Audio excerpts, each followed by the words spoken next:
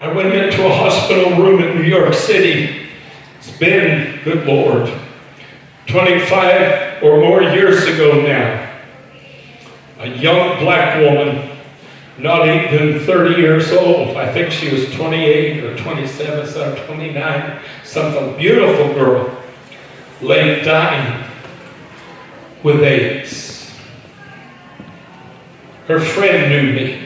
I didn't know her, she didn't know me, her friend knew me. And he called me and he said, Charles, never been to my church. He told me, he said, I'll probably never come to your church because I'm not into that God stuff and I'm not into that Jesus stuff. But he called me, he said, I've got a friend who's dying and she's at Roosevelt Hospital and blah, blah, blah.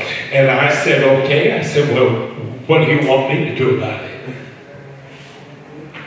He said, well, you've talked about, you believe God performs miracles and you believe God heals people. And I said, well, I do. Yes, I do. What do you want me to do? He said, could you come to the hospital and maybe pray for her?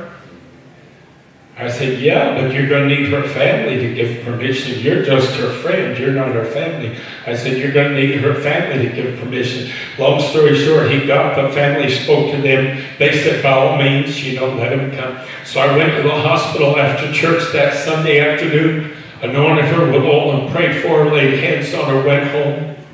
They said she'd be dead within 24 hours. She literally, folks, was at the point that she had the death rattle. That's how close to death she was. She could not stay awake. She was just she was skin pulled over bone. She looked terrible. Her skin was a gray pallor. Gray. The next day I thought, well, should I go back and visit Theresa? See how she's doing? And the Spirit of the Lord said, no, wait till tomorrow. She's supposed to be dead by now. Spirit of the Lord said, no, wait till tomorrow. So I waited until Tuesday. Tuesday, I went to the hospital. I walked in the room. There's Theresa sitting up in bed eating. Her color is normal. Her mother grabs her hand and she's flopping her hand around and she said, look, preacher, look, her color's back. She said, she woke up Monday morning like nothing had ever happened. She said, and the first words off her lips to me were, Mama, I'm hungry. She said, we've been bringing her in pizza, we've been bringing her in fruit, we've been bringing her in McDonald's. She's eating everything the hospital serves her. The doctors are confounded. They have no idea what's happened to her. They have no clue what's going on with her. The doctor told us today that if she continues to improve as she is improving right now, that she can go home Friday. I'm going to tell you the long story short. She went home Friday.